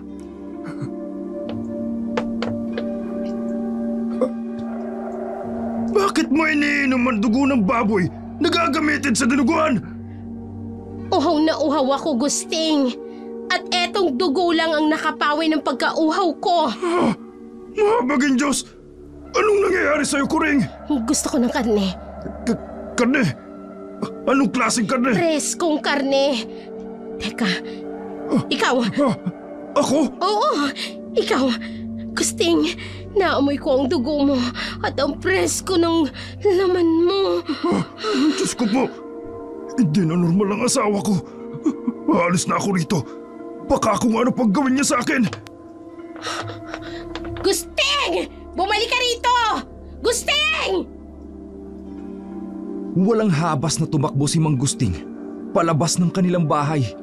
Takot na takot dahil sa kanyang nasaksihan. Samantala, sa di kalayuan, nagkukumpulan ng mga tao sa harap ng bahay ni Aurea. Bagaman kinakabahan, lumapit pa rin si Gusting upang alamin ang nangyayari. Anong nangyayari? Ay, nakakapanghilakbot ang nangyari kay Aurea. Natagpuan ang katawan niya sa may ilog. Wakwak ang tiyan at wala ang lamang loob. Diyos ko po, anong klaseng kriminal ang may kakayahang gumawa niyan? Aswang ang may gawa dyan. Tako nakakatakot na dito. Sa baryo natin, may gumagala ng mga aswang. Aswang? Ay, Diyos ko, Hindi kaya... Ay, huwag naman sana. Wala naman lahing aswang ang pamilya namin. Pero, ang nakita kong ginawa ni Coring kanina... Tay! Bonifacio, saan ka ba galing? Diyan lang ho, Itay. Kayo, bakit kayo narito sa labas? Anong nangyari? Bakit maraming tao sa bahay ni Aling Aurea? Anak, patay na siya nung natagpuan kagabi. Uwak-wak ang tiyan at nawawala ang mga lamang loob. Ganun po ba? Oo. Teka, bakit namumutla ka? At bakit nakahubad-baro ka? Mainit po kasi. Sige, uuwi muna ako. Huwag ka munang umuwi. Pero Itay, bakit po? Basta, huwag muna. Dito ka lang. Pero Itay, napakainit to. Parang nasusunog ang balat ko sa init. Ha? Ano? Kaya uuwi muna ako. Diyan na kayo. Teka lang! Nabigla si Gusting sa sinabi ng kanyang anak. Dahan-dahan niya itong binitawan. Nanlulumo at nahulog sa malalim na pag-iisip. Dahil tila ba may mali sa mga nangyayari. Samantala, nagmamadaling umuwi si Bonifacio sa kanilang bahay. At hinanap ang kanyang ina. Natagpuan niya ito sa kusina. Nakatulala habang nakatingin sa nagkalat na pira-pirasong lamang loob ng baboy. May dugo rin ito sa mga kamay at sa kanyang bibig. Nay, parang may hindi yung normal na nangyari sa akin kagabi. Sa akin rin, anak. Teka, kinain niyo ba ang hilaw na lamang loob ng baboy? Hindi ko na alam kung paano at bakit. Basta nakaramdam ako ng matinding uhaw at gutom. Kumain ako ng pagkain, pero hindi maibsan ang gutom ko. Kahit anong inom ko ng tubig, hindi nawawala ang pagkauhaw ko. Nawala lamang ang gutom at ang uhaw ko nung uminom ako ng dugo at kumain ako ng hilaw na lamang loob ng baboy. Inay, kagabi, hindi ko alam kung panaginip lamang. Pero naalala ko, nakita ko si Aling Aurea. Sinalakay ko siya. Napatay ko siya, inay. At kinain ko ang lamang loob niya. Hindi ko maunawaan ang nangyayari sa atin, anak. Parang may kung anong mahikang itim ang nagdidikta sa akin. Inay, kaliban na ba tayo? Ayoko mang isipin, anak. Pero para na tayong mga aswang. Hindi makapaniwala si Bonifacio sa sinabi ng ina. Takot na napatingin siya rito sa mga nagkalat na lamang loob at sa dugo sa bibig nito. Ayaw niyang isipin na isa na siyang aswang. Sa naguguluhang isipan, tumakbo siya papunta sa silid niya at doon sinuntok niya ang dingding. Dahilan upang mabutas ito. Hindi! Hindi ako halimaw. Hindi ako aswang! Nagkakamali lang si inay. Panaginip lang ang nangyari sa akin kagabi. Hindi totoo ang lahat ng yun! Anak! Nay, hindi pwede maging aswang ako. Hindi ko rin alam kung paano nangyari to, anak. Wala akong alam. Ayoko maging isang halimaw! Bonifacio! Ayoko! Umalingaw-ngaw sa buong kabahayan ang boses ni Bonifacio habang pinagsusuntok ang dingding sa kanyang silid. Inawat siya ni Coring, ngunit hindi niya ito magawang pigilan. Samantala, sumapit na naman ng gabi at bumalot ang takot sa buong baryo Kalumpang, lalo na nang marinig nila ang mga alulong ng aso at ang mahinang tunog ng mga kuwago. Kinabukasan, pumutok ulit ang balita na may panibagong biktima na naman ang aswang, isang buntis. Diyos ko, ano na ba itong nangyayari sa baryo natin? Kawawa naman si Adela. May pinatay na naman ng aswang. Diyos ko, sana mali ang hinala ko. Gusting! Ay, Gusting! Kuring! Ikaw pala. At sandali, huwag ka muna lalapit sa akin. Natatakot ka ba sa akin? Ay, Kuring, sa totoo lang, hindi ko alam kung anong gagawin. Hindi ko kasi alam kung anong nangyayari sa'yo. Hindi lang sa akin, Gusting. Pati na rin kay Bonifacio. Ano? Ibig mo sabihin? Kumain siya ng lamang loob ng tao kagabi. Ay, Diyos na mahabagin. Gusting, hindi ko na alam kung anong nangyayari sa akin at kay Bonifacio. Gusto kong tulungan mo kami, Gusting. Ayoko maging isang aswang ng tuluyan. Maawa ka sa amin. Kuring, hindi ko alam ang gagawin. Gusting, pumunta ka sa bundok. May narinig akong sabi-sabi na mayroong kilalang albularyo doon. Puntahan mo naman. Baka matulungan niya kami. Sige, susubukan ko. Pupuntahan ko ang sinasabi mong albularyo. Nagmadali si Mang Gusting at nagtungo siya sa bundok kung saan nakatira ang nasabing albularyo. Abot-abot ang kanyang kaba dahil sa takot sa nangyari sa kanyang mag-ina. Pagkarating niya sa bahay ng albularyo, naabutan niya ang matandang babae na nagsisiga gamit ang bunot ng niyog at nagpapausok ng insenso. Kaagad siyang nilapitan nito at nagpakilala. Anong sadya mo sa aking tahanan? May nakapagsabi ho sa akin na magaling daw ho ko yung albularyo. Oo, marunong akong manggamot. May sakit ka ba? Ay, hindi ho ako. Yung asawa at anak ko. Anong sakit nila? Nagpapakita ho kasi sila ng katangian ng isang aswang. Ay, bakit po? Wala ba kayong lahi ng aswang? Nako, wala po. Kaya nga labis ho ang pagtataka ko kung bakit nangyari sa mag-ina ko yun. Nakakain na ba sila ng preskong laman at dugo ng tao? Hindi ko po sigurado. Nararamdaman ko ang pag-iimbot sa kalooban ng asawa mo at ang pagkahayok ng anak mo sa laman. Paanong? Dalhin mo ko sa kanila. Titignan ko kung anong magagawa ko. Sige po. Agad na isinama ni Gusting ang albularya sa kanilang bahay.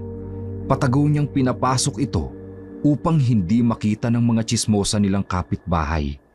Kahit may distansya ang kanilang bahay mula sa mga ito, oras na may makakita sa kanila ay mabilis kumakalat ang tsismis. Pagkapasok nila sa loob ng bahay, kaagad silang sinalubong ni Kuring at Bonifacio. Mabuti naman at nadala mo siya dito, Gusting. Tay, maraming salamat. Maupo ka muna. Hindi na kailangan. Hindi rin ako magtatagal. Ano? Pero gagamutin mo pa kami, hindi ba? Oo nga, hindi ka pwedeng umalis. Gamutin mo kami. Ibalik mo kami sa dati. Nasaan ang kwadernong ninakaw mo?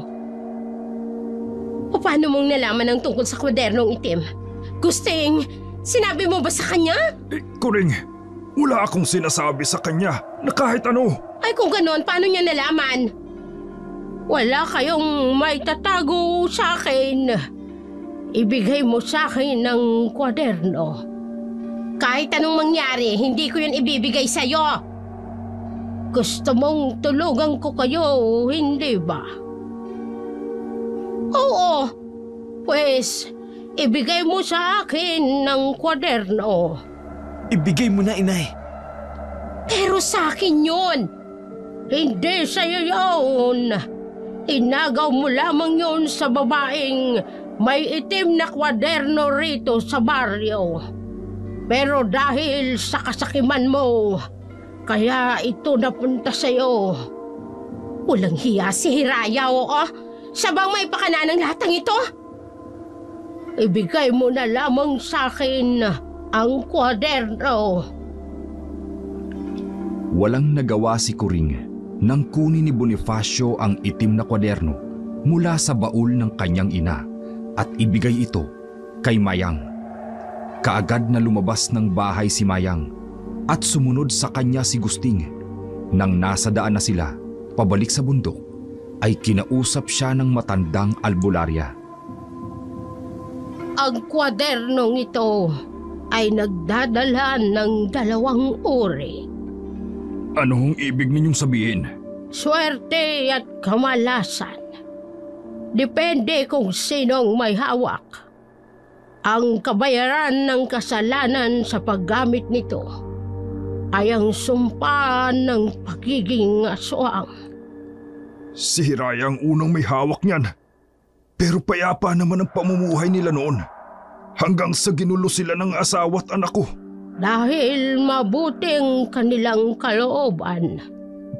Paano ho natin maililigtas ang mag-ina ko? Patawarin mo ko, Gusting. Ngunit huli na ang lahat para sa mag-ina mo. Nakakain na sila ng preskong dugo at laman ng tao. Hindi pwedeng tuluyan silang maging aswang. Itong kabayaran sa pagiging makasarili ng iyong asawa. Ang kabayaran ng ginawa ng anak mo sa may-ari ng kwadernong ito. Ikaw, Gusting, maaari mo pang itama ang lahat. Maaari mo pang iligtas ang iyong sarili. Gusto mong iligtas ko ang sarili ko. Pero ang pamilya ko hindi. Isang makasariling desisyon yan. Para na rin akong sikuring kapag ginawa akong nais mo. Minsan, Gusting, kailangan nating maging makasarili upang gawin ng tama. Ibalik mo ang kwadernong ito sa tunay na nagmamay-ari at maililigtas mo ang sarili mo. Wala na sila. Itinaboy na sila ng mga tao sa baryo. Hindi ko alam kung buhay pa ho sila. Sundan mo ang pamilya mo sa kabilugan ng buwan. Dadalhin ka nila sa may-ari ng kwaderno. Gulong-gulo si Gusting sa mga tinuran ng matandang albularyo. Binalik nito sa kanya ang itim na kwaderno at hindi na siya kinausap pa. Samantala, hindi muna bumalik si Gusting sa kanilang bahay. Dumaan muna siya sa simbahan upang magdasal. Nang sumapit ang gabi, bumalot ulit ang kaba at takot sa buong baryo. Kabilugan ng buwan ng gabing yon at alam ni Gusting na muling aatakihin ng pagiging aswang ang kanyang mag-ina. Hindi niya alam kung anong gagawin hanggang sa napukaw lamang ang kanyang atensyon nang makarinig siya ng mga sigaw mula sa kanilang mga kapitbahay. Bilisan ninyo! Napuruan yata ni Antonio ang aswang! Uy, bilis! Bilis! Bilisan mo, anak. Mamadali Hindi ako. nila tayo pwedeng maabutan. Pero inay, Bonifacio! may tama na ako sa sikmura at sa paa. Hindi ko na kayang tumakbo ng Hindi kita mabilis. pwedeng iwan, anak. Sabay tayong tatakbo at tatakas. Kaya bilisan mo. Hindi kayo iwan ni nanay. Sige na. Bilisan nyo! Patayin natin ang aswang! Bilis! Yung kapitbahay ang mga aswang na tumatakbo sa kakahuyan!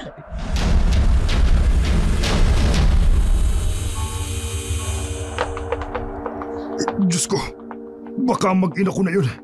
Huwag naman sana. Ay, susundan ko ang mga tao. Aalamin ko kung sila Kuring at Bonifacio nga ang hinahabol nila. Kaagad na sumunod si Gusting sa mga taong may dalang malalaking sulo patungo sa gubat. Dinig nila ang pag-alulong ng mga aso. Abot-abot ang kaba ni Gusting nang matanaw niya ang 2 figura na tumatakbo sa dilim. Hanggang sa masukol ito ng mga tao ng baryo sa gilid ng bangin malapit sa lawa. Sinikap ni Gusting na mapunta sa unahan ng mga nagkukumpulang tao. at nakita niyang duguan ang isa sa mga nilalang. Nakatatakot ang itsura nito.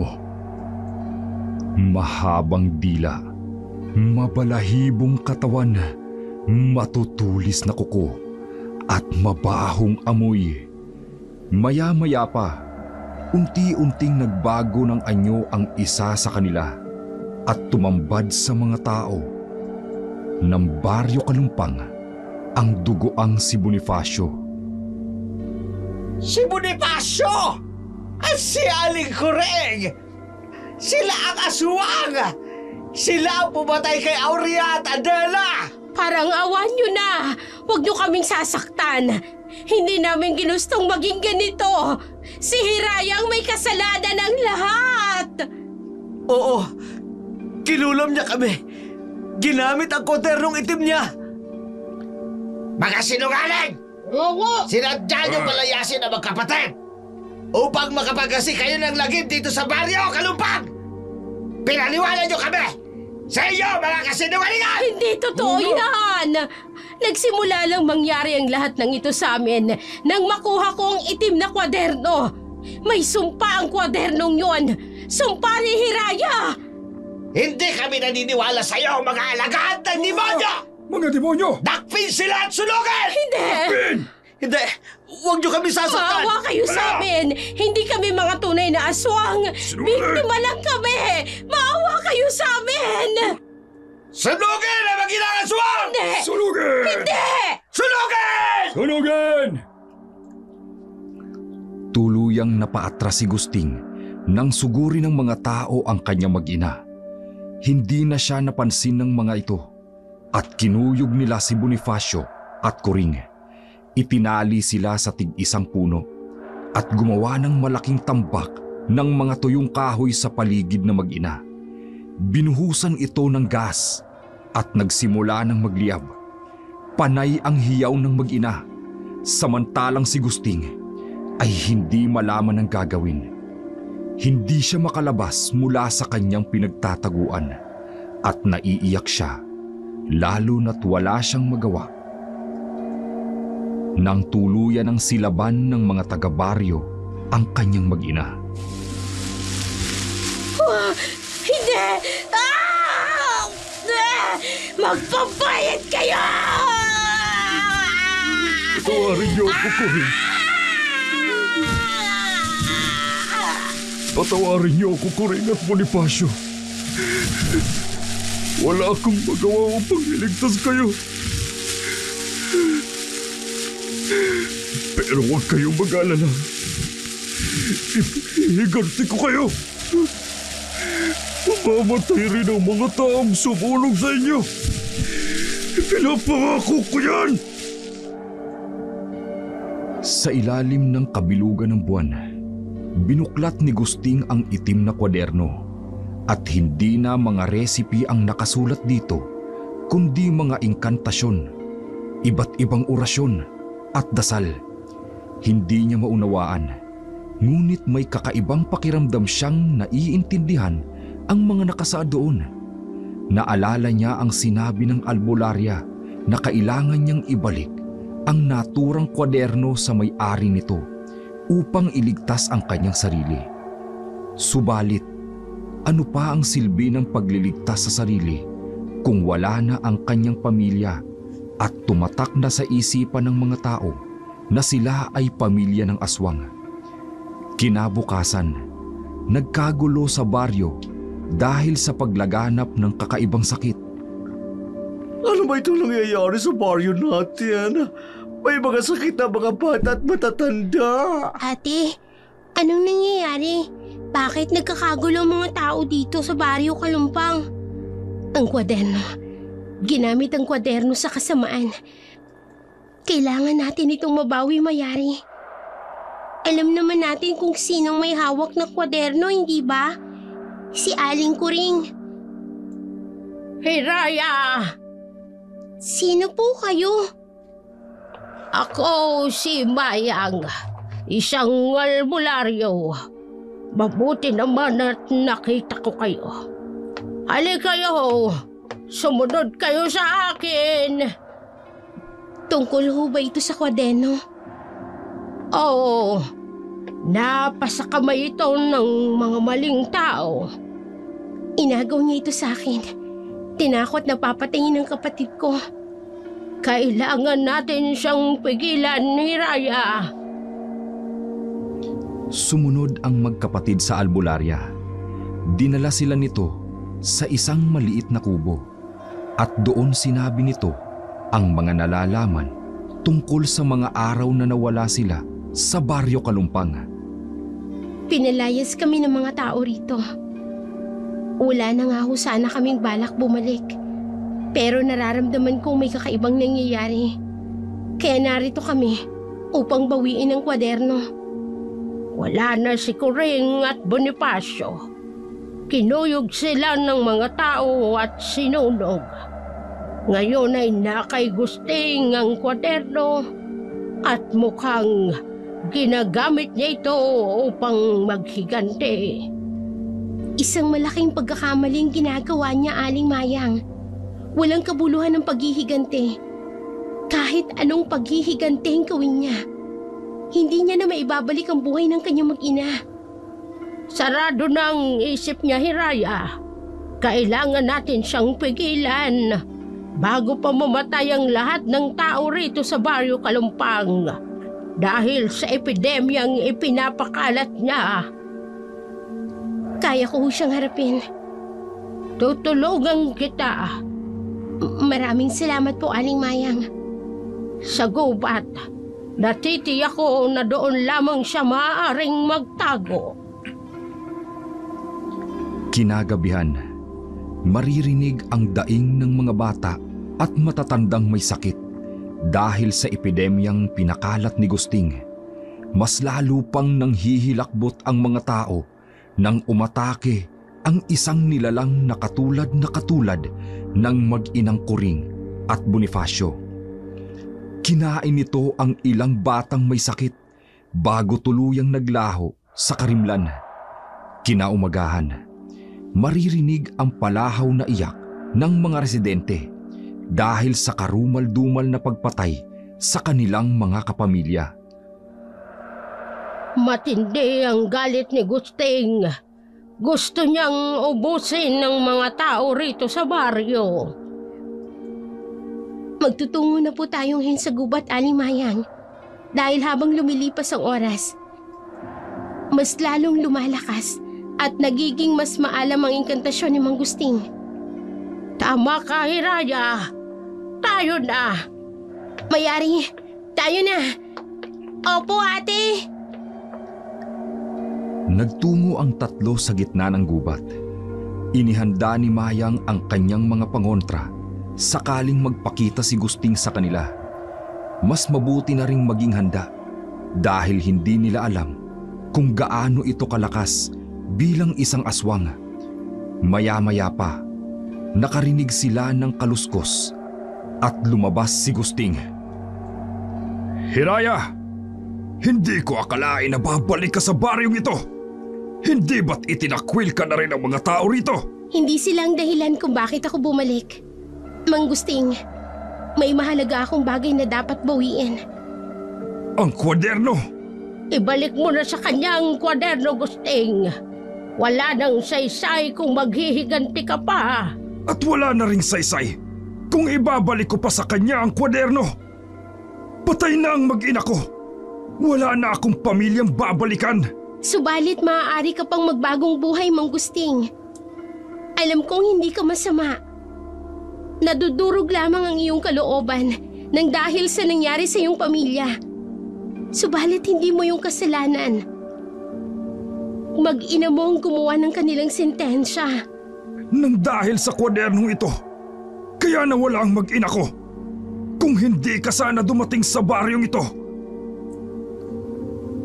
hindi sana magkakainteres si Kuring na kunin ang kwadernong ito.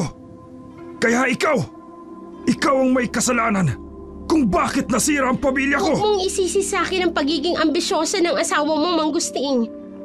Nananahimik kami ng kapatid ko, pero ginulo niya kami. Ang kwadernong yan ay nagdudulot ng swerte at kamalasan, Gusting. Sinasabi ko to sa'yo. Inabuso ng mag-ina mong swerteng hatid nito. Ginamit sa kasamaan. Kaya pinagbayaran nilang kapalit ng swerte na galing sa kwaderno. At ano ang kapalit? Ang maging aswang? Ang sunugin ng mga tao? Sobra naman yatang kabayaran yon. At ikaw, Hiraya, sisiguraduhin kong susunod ka sa mag-ina ko. Hindi ko ibabalik sa iyo ang kwaderno hanggat hindi ko napapatay ang lahat ng mga taga-Baryo Kalumpang. Ayun ang aswang! Ang aswang! Ate, sinundan tayo ng mga taga-baryo. Nanlaki ang mga mata ni Gusting. Nang makita ang mga tao sa Baryo Kalumpang na may daladalang mga pangontra laban sa aswang, hindi inaasahan ng tatlo na susundan sila ng mga taga-baryo. Bago pa man makagawa ng hakbang si Gusting, kaagad itong napalibutan ng mga tao. Pinaghahampas ng buntot ng pagi at sinasabuyan ng asin. Si Gusting, na ngayon ay humihiyaw sa sakit, ay hindi na malaman kung ano ang gagawin. Tapusin niyo na paghihirap ko! Patayin niyo na ako! Katulad ng ginawa niyo sa pamilya ko! Patayin ang aswang na yan! Patayin! Sandali lamang! Wag na muna. Hindi siya katulad ng kanyang mag-ina. Pero, pumapatay siya ng mga bata at matatanda. Kailangan niya ang lamang loob nila. Aswang siya! Kailangan siya mamatay! Hayaan niyo na ako, Aling Mayang. Hindi ko na rin naman kayang mabuhay ng walang mag-ina ko. Hiraya, kunin mo na ang kwadernong ito. Maaari ko pang mahanapan ng lunas ang nangyari sa iyo, Mang Gusting. Sisikapin kong matulungan ka. Hindi na. Ayoko nang mabuhay pa. Sapat na sa akin ang patawarin mo ako. Alam kong pinagtangkaan kitang paghigantian. Pero tama ka. Hindi mo kasalanan ang kasalanan ng asawa ko at ng aking anak. Ako na ang humihingi ng kapatawaran sa lahat ng kasalanan nila sa iyo. Pinapatawad na kita, Mang Gusting. Akin na ang gas at lighter. Mang Gusting? Pakiusap, Mayari. Kunin mo sa kanila ang gas at lighter. Heto po. Salamat. Ate, ibinubuhos niya sa sarili niyang gas. Huwag kang titingin, Mayari. Huwag kang titingin. Ako na ang tatapos sa sarili kong buhay sa harapan ninyong lahat. Saksi ang buong baryo sa kasalanan na ginawa ng pamilya ko. At humihingi ako ng kapatawaran dahil sa kasalanang nagawa ng mag-ina ko sa magkapatid na Hiraya at Mayari. Ang babaeng may itim na kwaderno sa ating baryo. Hindi siya mangkukulam at hindi rin siya aswang. Nais kong itama ang pagkakamaling ginawa ng asawa ko. Sana hayaan ninyo silang muling manirahan sa Baryo Kalumpang. At huwag na kayong matakot na magkaroon ulit ng aswang sa baryong ito. Dahil ako na ang huli! Ah! Oh, Diyos ko! Sinilaban ni Gusting ang sarili niya! Patawarin niyo ang pamilya ko! Ah! Tuluyang natupok at naging abo ang katawan ni Gusting. Halo-halong emosyon ang naramdaman ng mga tao sa nangyaring yun. Ang iba ay naawa, habang ang iba naman ay nagsasabing tama lang ang ginawa ni Gusting. Samantala, makalipas ang ilang araw, kinausap ng mga taga-baryo ang magkapatid na Hiraya at Mayari at sinabi nilang maaari silang manirahan sa Baryo Kalumpang Tutulungan nila ang dalawa na muling magtayo ng isang maliit na bahay kubo. Pero magalang na tumanggi ang magkapatid at muling bumalik sa kanilang tirahan sa bundok kung saan ay tahimik. Hindi na natin muling gagamitin ang kwaderno ni Lola Salome, ate. Hindi na. Ayoko na may magka-interes ulit dito. Kagaya ni Aling Kuring. Magbubuhay naman tayo kahit hindi natin ginagamit ang kapangyarihan nito. Magaling ka naman talagang magluto, ate. Na-enhance lang ng orasyon galing sa kwaderno. Binola mo pa talaga ako. Pero hindi na natin gagamitin pa to. Ayoko nang mapunta ulit sa kamay ng masasamang tao. Sayang, ate. Namatay ka agad si Lola. Napakagaling na albularyo at antingera. Matanda na si Lola Salome. Kailangan niya na magpahinga. At itong kwaderno niya, itatago nating maigi. Upang hindi na muling mapunta sa masasamang mga kamay. Para wala ng aswang na makapaghasik ng kasamaan. Kapalit ng paniningil ng itim na orasyon. Itinago ng magkapatid ang itim na kwaderno. Lumipas ang mga taon. Nakapagtapos ng pag-aaral si Mayari at nagkaroon ng sariling pamilya, si Hiraya. Nagkahiwalay ang magkapatid dahil bawat isa ay nagkaroon ng sariling landas na tinatahak. Samantalang ang kwaderno ay nanatiling lihim sa mata ng mga ordinaryong tao, lalo na sa mga may masasamang hangarin.